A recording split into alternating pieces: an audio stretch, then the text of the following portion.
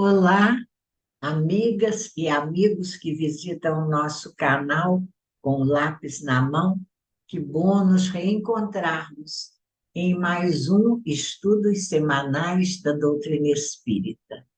Dando sequência a nossos estudos, hoje nós vamos refletir sobre o item 9 do capítulo 1º de O Evangelho segundo o Espiritismo.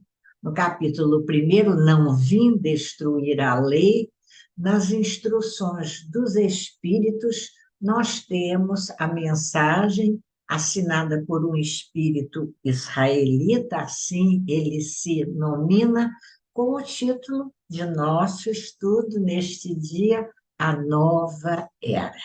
Muito bem. Se você não assistiu a nossos estudos anteriores, tem um cardzinho aqui em cima. E por ele você pode acessar esses estudos que fizemos anteriormente e outros estudos feitos também por nós, sempre sobre a doutrina espírita e o pensamento de Allan Kardec. Allan Kardec abre os estudos em O Evangelho segundo o Espiritismo, desse capítulo, primeiro com a afirmativa de Jesus, registrada pelo evangelista Mateus, no capítulo 5 de seu Evangelho, quando Jesus diz para nós: não penseis que eu tenha vindo destruir a lei ou os profetas. Não os vim destruir, mas cumpri-los.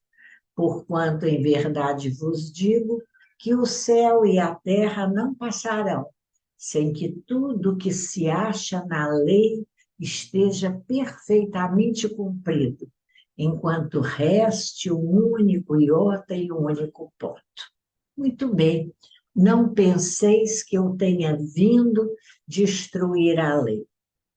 Kardec vai, então, nesse primeiro capítulo do Evangelho, abordar as três revelações, Moisés, o Cristo e o Espiritismo, refletindo conosco sobre a ideia de Deus e a compreensão de suas leis, como essa ideia foi sendo adotada pelos homens, adaptada sempre a seu grau de adiantamento, à medida que o espírito humano vai alcançando, foi alcançando um certo grau de madureza. Kardec ressalta também para nós, aqui nesse texto, a importância da contribuição da ciência para a compreensão e o desenvolvimento das ideias nesse movimento do progresso que a humanidade foi alcançando. Aqui nesse capítulo, o ponto de partida para nós é o momento em que Moisés trouxe para o povo hebreu os 10 mandamentos, os mandamentos da lei de Deus. E então, a partir daí, não é? O homem vai desenvolvendo as suas ideias e contando com a contribuição da ciência. Kardec, então, vai apresentar para nós o Espiritismo como uma ciência nova, que, diz ele, vem revelar aos homens a existência e a natureza do mundo espiritual e as suas relações com o mundo corpóreo. E nesse comentário, nós vamos nos reportar com Kardec ao livro A Gênese, no capítulo 1º, Caráter da Revelação Espírita. Lá no item 55, vamos até lá, Kardec comenta o fato de as descobertas da ciência glorificarem a Deus. É interessante essa expressão dele, que quer dizer, as descobertas da ciência acontecem por determinação divina, contribuindo sempre para o progresso dos homens. Olha lá, em A Gênese, capítulo 1º, o que Kardec coloca para nós. O Espiritismo assimilará sempre todas as doutrinas progressivas, de qualquer ordem que sejam, desde que hajam assumido o estado de verdades práticas, caminhando de par com o progresso. O Espiritismo jamais será ultrapassado, porque, se novas descobertas lhe demonstrassem estar em erro acerca de um ponto qualquer, ele se modificaria nesse ponto. Se uma verdade nova se revelar, ele, o Espiritismo, a aceitará. Importantíssima essa observação de Kardec, aqui é a Gênese, inclusive em itálico, para chamar a nossa atenção. Item 55, vai lá e assinar. E ele, Kardec, então, vai encerrar os seus comentários sobre essa contribuição da ciência, fazendo conosco uma reflexão sobre a aliança da ciência e da religião. E ele diz para nós, a ciência e a religião, agora no item 8, ciência e religião são duas alavancas da inteligência humana. Uma revela as leis do mundo material, a outra as leis do mundo moral. Tendo, no entanto, essas leis o mesmo princípio, que é Deus, não é verdade? E ele vai, então, ainda finalizando, afirmar para nós: são chegados os tempos. Olha a nova era aparecendo.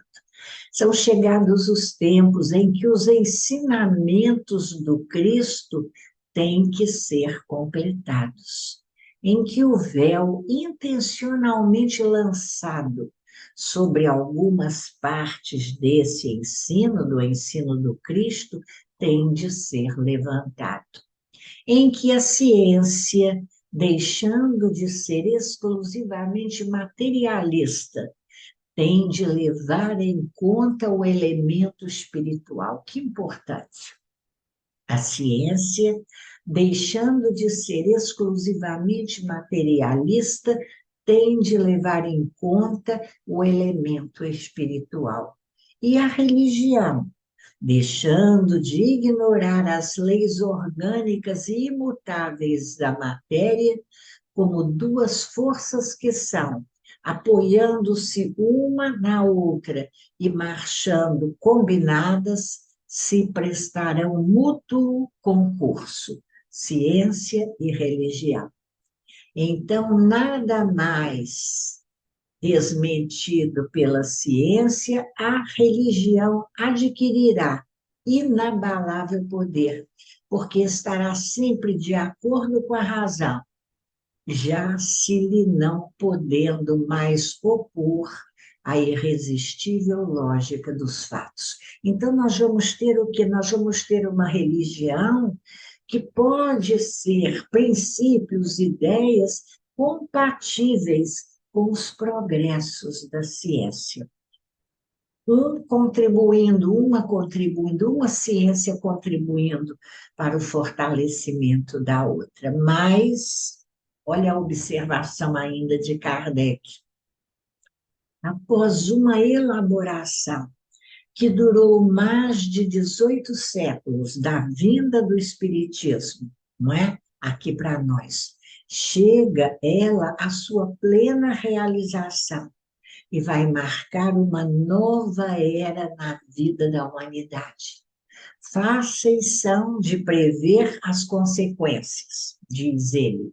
Acarretará para as relações sociais inevitáveis modificações, às quais ninguém terá força para se opor, porque elas estão nos desígnios de Deus e derivam da lei do progresso, que é de Deus.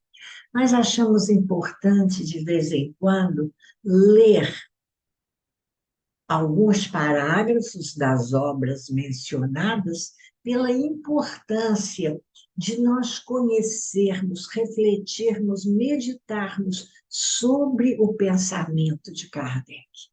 Quando a gente lê um trecho como esse, em que ele fala, né, de um tempo que está chegado, vamos dizer assim, porque já se passaram 18 séculos da vinda do Espiritismo, não é? Para os homens. E é chegado o momento, é preciso que o amadurecimento das criaturas nesses 18 séculos possibilite uma nova ordem das relações sociais. E aí nós vamos ver que, se seguindo a essas colocações de Kardec sobre as três revelações e o tempo, né, decorrido desde Moisés até hoje, possibilitando o amadurecimento do pensamento humano, nós vamos ver que nas instruções dos espíritos que se seguem às colocações de Kardec, comentando a assertiva de Jesus, narrada por Mateus, nós vamos ver que a primeira comunicação assinada é assinada por um espírito que apenas se denomina um espírito israelita, como dissemos. E ele vem nos falar dessa expectativa de uma nova era, diz ele, que espelha os progressos da criatura humana, notáveis do ponto de vista das ciências, mas ainda distantes da moralidade sublime de que Jesus foi o excelso mensageiro. Gente, que coisa importante, não é? Alcançamos um período da história da humanidade em que são notáveis os progressos da ciência, mas ainda estamos muito distantes daquela moralidade desejada, não é? Diz o Espírito amigo: Moisés abriu o caminho, Jesus continuou a obra, o Espiritismo a concluirá. E ele termina dizendo para nós o quanto de lutas enfrentaremos para que as ideias de caridade e amor ao próximo, de solidariedade entre os homens, ainda essas ideias não estão implantadas e enfrentarão abalos e discussões até que sejam aceitas e vivenciadas pelos homens, abrindo para eles a possibilidade de viverem em um mundo melhor. Ainda lutas, abalos, discussões, para que nós tenhamos condição de vivenciar essas ideias de caridade, amor ao próximo e solidariedade. E a gente para até um pouquinho nesse momento para refletir, porque nós estamos fazendo esse estudo em um momento em que assistimos no mundo duas guerras, em que os direitos humanos são violados e milhares de vidas exterminadas. Isso nos dá a dimensão do quanto estamos distantes dessa solidariedade comum que, segundo os Espíritos, transformará a Terra em um mundo mais feliz para os espíritos que nela habitam. Como estamos distantes ainda. Na mensagem seguinte, que é assinada pelo Espírito Fenelon, nas instruções dos Espíritos do primeiro capítulo, ele exclama para nós, em um momento da sua mensagem: o reino de Deus, passados são 18 séculos, e apesar do sangue de tantos mártires, o reino de Deus ainda não veio. E ele diz para nós, sim, meus filhos, o mundo está ao meu lado. Os dois espíritos vos dizem sobejamente. Nos aconselha, dobrai-vos. A rajada que anuncia a tempestade a fim de não serdes derribados. Isso é, preparai-vos. E não imiteis as virgens loucas que foram apanhadas desprevenidas à chegada do esposo. Que interessante. O espírito Fenelon faz uma referência a uma parábola do Evangelho, quando ele diz: não imiteis as virgens loucas que foram apanhadas desprevenidas. Está se referindo à parábola das 10 virgens que, indo encontrar-se com o esposo, junto à noiva, apenas 5 delas cuidaram de provisionar azeite para as suas lâmpadas. Apenas 5 delas. As outras, descuidadas, não provisionaram azeite e ficaram sem ele. E Jesus, nós vemos na sua parábola, ele se utiliza de um costume da época dos casamentos judaicos, onde o noivo ia acompanhado de amigos, tarde da noite, à casa da noiva. E a noiva o esperava lá, com as suas damas de honra, vamos dizer assim, que eram as virgens, né? Que, ao serem avisadas da aproximação do esposo, deveriam sair com suas lâmpadas para iluminar o caminho para que ele chegasse à casa, encontrasse a noiva e ali houvesse a celebração das núpcias. Vamos ao significado dessa narrativa de Jesus, na parábola das 10 virgens. Nós vemos que as virgens loucas, entendemos assim, simbolizam os cristãos distraídos dos ensinamentos trazidos por Jesus. Não se preparam para encontrá-lo, porque no simbolismo da parábola, ele, o Senhor Jesus, é o esposo que está representado ali, não é? E então, os cristãos distraídos, que somos nós, nos descuidamos de provisionar os recursos do Espírito, recursos que azeitam a nossa vida, se podemos pensar assim, e estamos anestesiados no sono das ilusões e dos gozos terrenos, retardando para nós mesmos a possibilidade de participarmos desse novo tempo, dessa nova era que já há tanto se anuncia. Distraídos, não acendemos a luz das nossas lâmpadas. Talvez muitos de nós, refletindo nessa hora, pensemos: mas o que eu posso fazer diante dos enganos do mundo? Nós costumamos nos sentir assim, muitas vezes, incapazes de algo realizar de concreto. E vamos justificando dessa maneira a nossa indiferença, distraídos ainda uma vez dos ensinamentos que o Evangelho e a doutrina espírita nos facultam.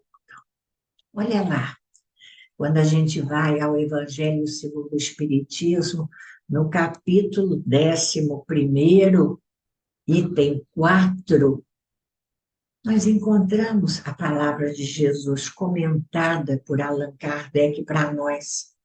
Ele cita Jesus: amar o próximo como a si mesmo, fazer pelos outros o que quereríamos que os outros fizessem por nós. E Kardec nos diz que esta é a expressão mais completa da caridade, porque resume todos os deveres do homem para com o próximo. Importantíssimo esse item 4 do capítulo 11º, capítulo 11 de O Evangelho segundo o Espiritismo. Kardec diz para nós, não podemos encontrar guia mais seguro para tomar por padrão do que devemos fazer aos outros aquilo que para nós desejamos. Tão simples quando a gente escuta essa assertiva. Ele diz com que direito exigiríamos do outro melhor proceder, mais indulgência, mais benevolência e devotamento para conosco do que aquilo que temos para com eles. E explica, conclui para nós, a prática dessas máximas tende à destruição do egoísmo, essa chaga moral, que é o egoísmo em nossas vidas. Quando os homens adotarem essa regra, amar ao próximo como a si mesmo, fazer pelos outros o que quereríamos que os outros fizessem por nós, quando os homens adotarem essa regra de conduta, conduta de si mesmos e base de suas instituições, os homens compreenderão a verdadeira fraternidade e farão que entre eles reinem a paz e a justiça. Não haverá mais ódios nem dissensões, nós estamos somente união, concórdia e benevolência mútua. É tão simples a recomendação evangélica para nós adotarmos como regra de proceder, fazer aos outros o que quereríamos que os outros nos fizessem.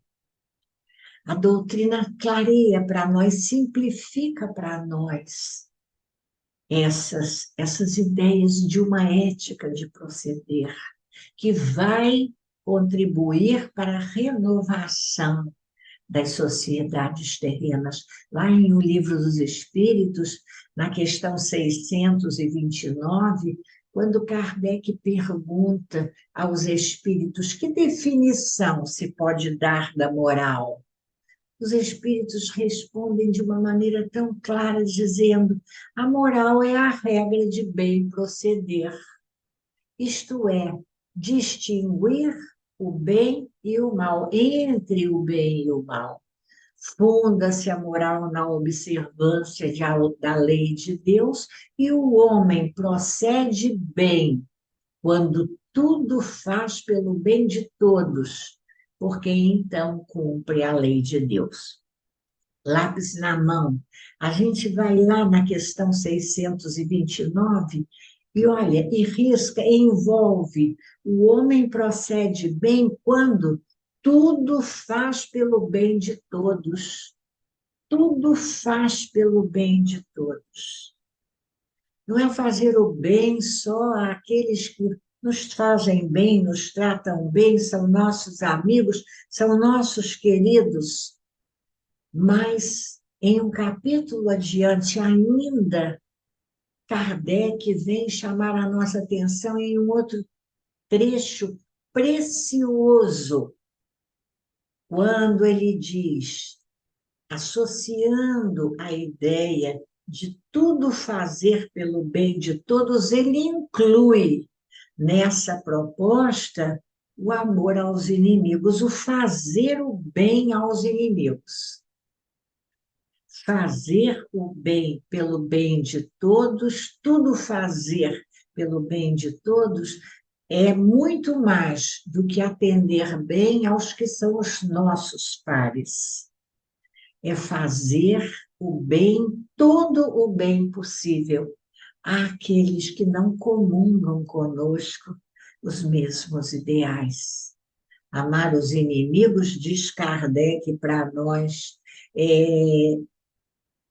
não é ter-lhes uma afeição que não está na natureza, visto que o contato com o inimigo nos faz bater o coração de modo muito diverso do seu bater ao contato de um amigo. Agora ele vai dizer para nós o que é amar o inimigo. É não lhes guardar ódio nem rancor, nem desejos de vingança. É perdoar-lhes, sem pensamento oculto e sem condições, o mal que nos causem. Perdoar o mal que nos causem sem nenhum pensamento oculto e sem estabelecer condições. É não opor nenhum obstáculo à reconciliação com eles. É desejar-lhes o bem e não o mal. É experimentar júbilo em vez de pesar com o bem que lhes advenha. É socorrê-los em se apresentando ocasião. É abster-se, quer por palavras, quer por atos, de tudo o que os possa prejudicar. É finalmente retribuir-lhes sempre o mal com o bem, sem a intenção de os humilhar. Quem assim procede, preenche as condições do mandamento: amai os vossos inimigos. Olha, meus queridos, sem dúvida alguma, esse é o programa. E quando nós, a humanidade, os homens, assim procederem, nós teremos certamente um mundo melhor e teremos alcançado essa nova era em que o progresso moral assegurará reine entre os homens a concórdia, a paz e a fraternidade. Quando não haverá mais os preconceitos de casta e os antagonismos de seita, quando os homens estiverem convencidos de que Deus é o mesmo para todos, considerando-se todos filhos de um mesmo Pai, estendendo então fraternalmente e solidariamente as mãos uns para com os outros. Esse é o programa. Um programa, um propósito de vida, mas a gente se pergunta, e hoje? O que é que eu posso fazer hoje, contribuindo para que esta meta seja alcançada? E aí eu trouxe para vocês um pensamento que foi citado nessa manhã pela Susana, que vocês conhecem, a Susana Simões. Não sei se o texto é dela ou é de uma outra pessoa. Não há no texto crédito, talvez seja dela. Eu achei tão importante, tão bonito, que resolvi trazê-lo nesse final de reflexão para a nossa reflexão. Ela diz: o sofrimento avassala a terra, falando desse momento que estamos vivendo. A gente se pergunta: o que posso fazer para ajudar? E a proposta é: tira o dia de hoje e desculpa alguém. Tira o dia de hoje e desfaz o mal entendido. Tira o dia de hoje e deixa que o ressentimento em sua alma se desfaça. Tira o dia de hoje e age investindo na paz. Tira o dia de hoje e silencia demandas, críticas e acusações. Faz isso em ti e para fora de ti. Inunda o teu coração de empatia. O mundo precisa de menos justificativas e racionalidade. O mundo precisa de mais amor. E a paz do mundo precisa começar em ti mesmo. Obrigada, Suzana, por essas dicas de paz e de trabalho no bem que você nos ofereceu essa manhã. Vamos chegando ao final da nossa reflexão de hoje, agradecendo a você, minha amiga, meu amigo, pela companhia em nosso estudo, pela visita ao nosso canal e desejando que você tenha um dia de paz. Que haja paz em seu espírito, em sua casa, em sua família, em seu trabalho, que haja paz em sua vida e que nós possamos nos encontrar na próxima semana para mais um estudo semanal sobre a doutrina espírita. Até lá, então.